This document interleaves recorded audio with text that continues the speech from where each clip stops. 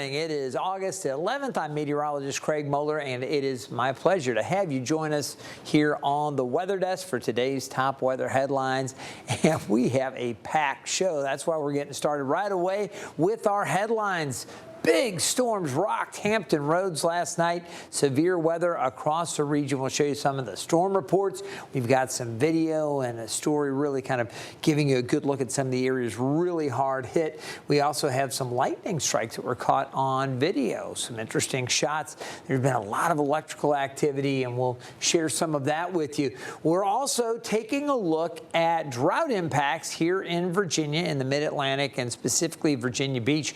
Caught up with a farmer that talked about some of the things they're going through and some of the relief, hopefully, for farmers.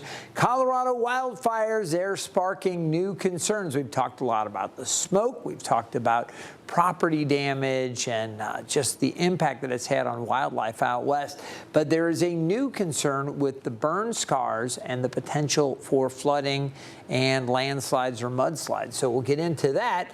In addition, Colombia had a really big earthquake yesterday, and we're going to talk to you about the update on that. Fatalities associated with a lot of damage, some dramatic video from Colombia, and we'll have more on that, along with the tropical update. Both the Atlantic and the Pacific basins pretty active right now. We've got two areas in particular, really three areas, but two that are almost guaranteed to become tropical systems. So I'll show you the latest from the Hurricane Center and where those two systems are headed.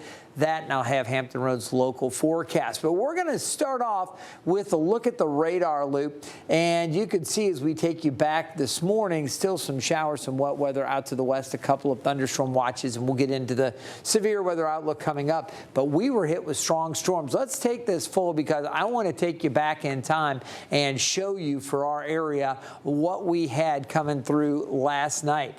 Again, this is the radar, and you can see those lines right there last evening. A lot of really rough weather, and the storm reports were coming in fast and furious. Let me go ahead and jog through this, and I'm going to show you the timing here. Around 5:30 to 5:45, all of those storm reports showing up out to the west. And then as we got into the evening, our storm reports started really mounting up here in Hampton Roads. A lot of wind and numerous areas with damage there as well. So let's take a little closer look and give you just a sense of some of the damage that occurred. There was a 67-mile-per-hour gust there reported from a weather flow site right there at the Lynn Haven Inlet. Now, I've got a buddy that lives right there on the inlet. It's got a beautiful house that overlooks the whole Chick's Oyster Bar area from across the water. And he was sending me some video of the wave. Actually, he said, Craig, this is unreal, the winds. And when you see 67-mile-per-hour measured wind right there with the thunderstorms rolling through, you know it's legit. Out around Sandbridge, there was a gust to 56 miles per hour. Numerous reports of tree damage. You can see that from Isle of Wight down in Chesapeake. A couple of large trees down there on Douglas Road. There were large wind gusts reported around the Chesapeake Regional Airport up to about 58, almost 60 miles per hour. So just a lot going on. There was also some large hail up in Poquoson, just to give you a sense of that. I know there was 1-inch hail reported at one point with one of the cells. So there you go. A lot of action across the region. And those strong storms, they did a number. Take a look at some of the videos sent to us by viewers. This was sent, video of storm clouds moving through Newport News. It looks like a tornado. That's actually some scud cloud kind of coming off the base of that. But again, a pretty ominous sight there. You take a look at that and you're thinking, okay, is that a rotating column? It looks a little bit like it, but again, some scud coming off the bottom of that. Not too far from there, our crews found toppled trees on Hurley Avenue last night. The Isle of Wight County Sheriff's Office also posted these photos of storm damage. They say the wind and rain brought down trees and power lines across the area. One person in York County even had to be rescued from their car after a tree fell on top of it. That person was taken to a hospital, but no word on how they're doing this morning, and we will continue to look for more on that. Now, Hampton Roads isn't the only spot dealing with the severe weather. You can see what's going on right now, and again, we'll dive into it. But before we get into our current severe weather outlook, I want you to take a look at this body camera video from Florida. Shows the moment lightning struck a water tower there in Bradenton. The Bradenton Police Department says the water tower is equipped with heavy-duty lightning protection and that no one there was hurt. But it is pretty awesome to see that lightning strike, and you can even see some smoke there coming off the top of it. Pretty crazy.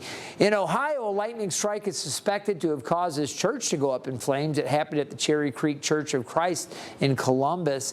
That was actually early yesterday morning before sunrise.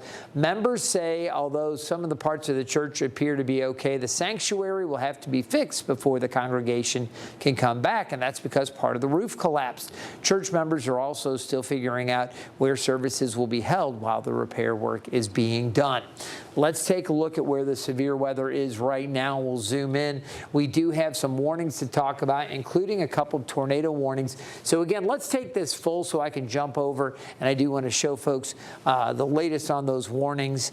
And you can see what's going on right now back across portions of eastern Iowa and northern Illinois. They're in line for some of these really tough storms rolling through early in this morning. Here's a look at the tornado warning, and it's going to pop up on the screen. You can see for that one some of the cities: Charlotte, Del Mar, and Makokita, I'm going to guess. Makokita, maybe? Preston? At any rate, about 8,500 people under that warning there in Clinton and Jackson counties. And in Dubuque County, Iowa, we also have this one with about 71,000 there under that tornado warning. Now, in addition to that, there's severe thunderstorm warnings back across portions of Indiana and Illinois. A lot of rough weather, but we're going to continue to watch this heavy rain, and these storms are moving along, some of them producing some flood advisories.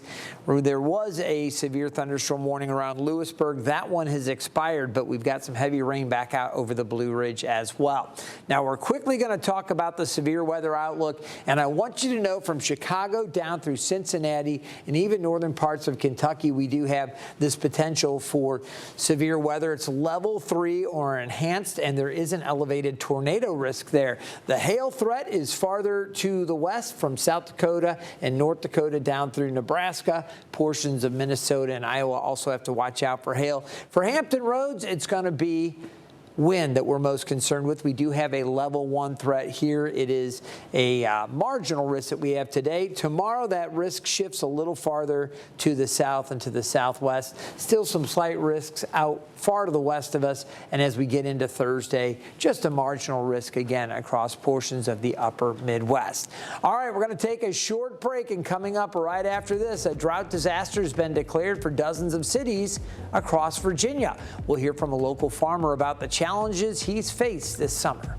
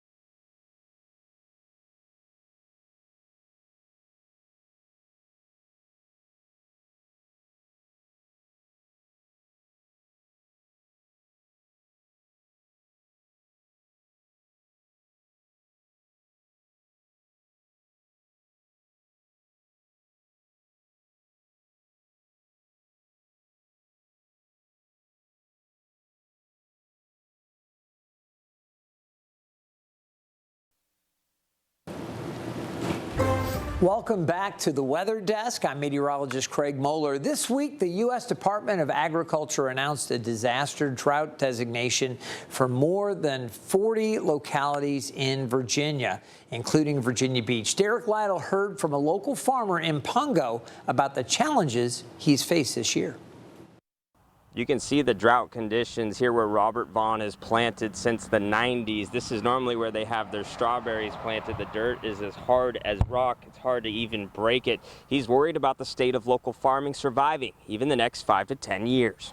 Robert Vaughn walks the grounds he's planted since the 90s. He says an 8-week dry spell this summer has put a hurt on soybean production. We kind of knew that, at least I felt like we were going to have a dry year this year, and unfortunately that has come. Vaughn held off on planting corn completely this year, citing the 300% to 400% input cost increase over the past couple years.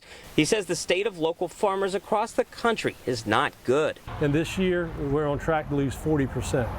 So at the end of this year, we will have lost 60% of the farmers in the United States. He says the crop they need to cash in on, soybeans. The next week's rainfall will play the role on return this fall. If we don't get the rains that they're calling for, our chance of rains they're calling for, because we're already in drought conditions, it's going to get worse. The USDA now including Virginia Beach as a disaster drought designated area, meaning farmers with damaged yield. Numbers of soybean and corn returns can apply for a low interest rate emergency loan. That's not even really putting a Band-Aid on it. That's just allowing you to maybe possibly function another year or so. David Trimmer, Director of Agriculture for the City of Virginia Beach, says it will be a wait-and-see game to know the full impact of this year's drought conditions. It's always good to have outside assistance if need be. Agriculture is the #1 private industry in the state of Virginia, plays a major part. Look after your farmers, because if you're not looking after your farmers, then who's going to grow it? Derek Lytle, 13 News Now. And I do want to talk to you about the current drought situation, and we'll get into the next drought update coming up as well. It's kind of a tricky thing because we're actually doing better right now down around Pungo from the U.S. Drought Monitor. But keep in mind, this is just kind of a result of recent rainfall. Those farmers like Robert and the Vaughn family, they went through months and months of drought. For a while, it was moderate to severe drought across parts of the region. So they're already impacted by the drought earlier. Just because it looks better now doesn't mean that the farmers are, oh, they're fine. No, they're not. They're still dealing with those drought conditions, as we just heard. Things are improving, though, with the heavier rain that we've seen more recently, and we do have more opportunities for rain. Right now, still dry across northern Virginia, Norfolk and Portsmouth, back out through western Suffolk and Isle of Wight. Moderate drought for the peninsula, parts of the middle peninsula, and out to the west. But again, this is a big improvement from where we were earlier in the year when it was widespread moderate to severe, and we had extreme to exceptional drought across much of North Carolina and Virginia. It was really, really bad. Also really bad for the southeast. Things have been improving, but we've got a ways to go. Out west, I want to talk to you about Colorado because, you know, the drought and dry conditions that they continue to experience have led to wildfires. And now, as we take a look, those wildfires have led to other issues. These dry conditions, again, initially helping fuel those wildfires out west. But for one community in Colorado, the flames aren't really a big deal anymore. It's not the biggest threat. The Aspen Acres wildfire sparked late June. It has since then scorched more than 100,000 acres, and it is now about 72% contained. So they do have the upper hand on that. They're still working to completely extinguish it. But while the flames are mostly under control, days of heavy rain have increased the risk of flooding in burn-scarred areas. People who live in Beulah say sandbags can only do so much and are calling to get more resources like concrete barriers. It's a matter of life or death to a lot of people up here, especially a lot of the elders that live up here that really have no way to get in and out. The way that the communities come together and how strong the community has been together. Beulah strong. There's no other way to say it. Again, the Aspen Acres wildfires is still only about 72% contained as of this morning. All right, we're going to take another quick break. Coming up next, the search for survivors is underway after an earthquake shook parts of Colombia. We'll have a look at the aftermath.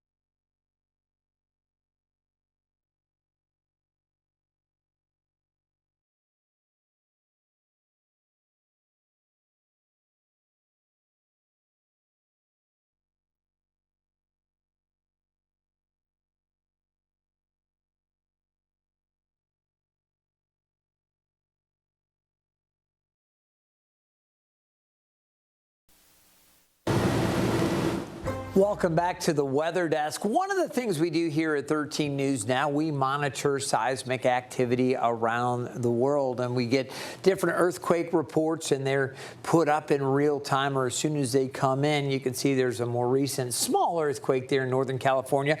A lot of activity in some of these places we typically get it.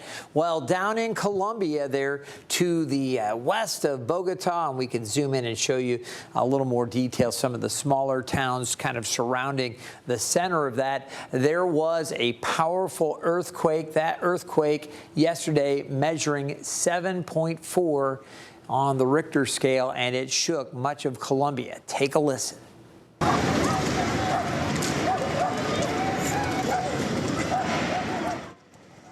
That video shows the tremors rattling several buildings in Armenia, a few hours south of Cartagena. Now, as of this morning, we know at least 130 people have died and dozens more are injured. More than 1,600 buildings have also been damaged. ABC's Hannah Battah has a closer look at the aftermath. This morning, an urgent search for survivors as the Colombia earthquake death toll rises. More than 130 confirmed dead overnight. That number expected to rise. Entire apartment buildings splitting open, collapsing, trapping people under the rubble. Plumes of dust filling the streets. Debris raining down as people fled to safety. The 7.4 magnitude quake rocking western Colombia, officials say it's the strongest quake to hit the country in more than a decade. This woman says a Google alert gave her and her family enough warning to evacuate. But others had to climb down ladders to escape. More than 1,600 homes and buildings are damaged or destroyed. New images show the scale of the destruction. Homes knocked off their foundations, others in ruins. This church partially caved in, but worshipers still gathered inside to pray. Amid the devastation, a remarkable rescue. This 6-month-old baby covered in dust, pulled alive from the rubble. The injured lining the streets, aid groups stressing the need for help. The epicenter that was Chocó is very known for its poverty, so a lot of people are in need right now. The Trump administration already committing more than $15 million for emergency shelter, food, and other aid. Aftershocks have jolted the region. A curfew is in place overnight, allowing rescuers to keep working. Hannah Battah, ABC News, New York. And we will continue to follow that story here at the Weather Desk. All right, time to talk tropics now. You know, it's been quiet for the past several weeks, and now the tropics starting to spring to life. This area that was previously with about a 10% chance for development, the Hurricane Center is no longer concerned with that. I was never worried about that. The models never did anything with it at all. This thing, a different story, though. We'll talk about that as we take a little closer look. There is a much better chance for development. This area here moving to the east, only a 10%, not worried about that either. But this one, as it rolls along over the coming week, there's a 70% chance that this thing does develop. And you'll notice how it's projected to come fairly close to the Lesser Antilles. The model's still kind of turning it back to the north before reaching the United States. But things can change. And right now, the outlook is carrying it a little farther to the south of where previous forecasts had kind of carried it. So it is something that we're definitely going to want to watch as we go along over the coming week. Now, in the Pacific, we have what could become Hernan. That's the next name on the Eastern Pacific list. And remember, we had Genevieve. Well, the male H name is Hernan. And right now, there's a 90% chance that this thing develops this area here with about a 60% chance over the coming week. But with this one, it's almost certain to become Hernan, and I will tell you the Euro and the GFS, both those global models, have it impacting Hawaii as we go later on over the coming week. So we're going to continue to monitor that, and developments right now could have some impacts for Hawaii as we get into the upcoming weekend. All right, we're going to take another quick break, and right after that, we'll talk about the need to keep your eye to the sky when the Perseid meteor shower is set to peak, plus which parts of the world will experience a total solar eclipse. And as we look live outside, it's shaping up to be another hot and humid day. We could see some storms as well. I'll talk about that in the forecast in 2 minutes.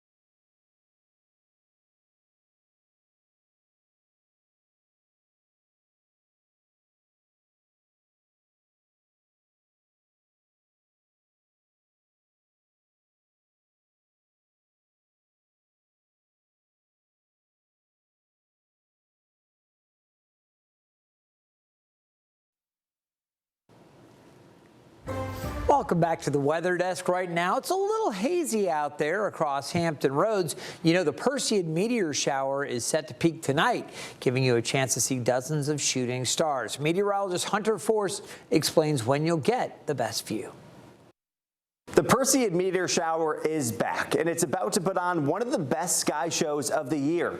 The Perseids have been active since early July, but the real show will peak overnight, August 12th, into the morning of the 13th. If the weather cooperates, you can see 50 to 100 meteors per hour during the peak. And keep an eye out for fireballs. These are especially bright meteors that can leave glowing trails across the sky. The Perseids are also one of the oldest recorded meteor showers, with observations dating back more than 2,000 years. So, how can you see them? Find a spot away from city lights, give your eyes about 20 to 30 minutes to adjust to the darkness, and then just look up. You don't even need to find the constellation Perseus. The meteors can streak across the sky almost anywhere. So grab a blanket, head outside, and enjoy one of nature's best nighttime light shows. For 13 News Now, I'm meteorologist Hunter Forst.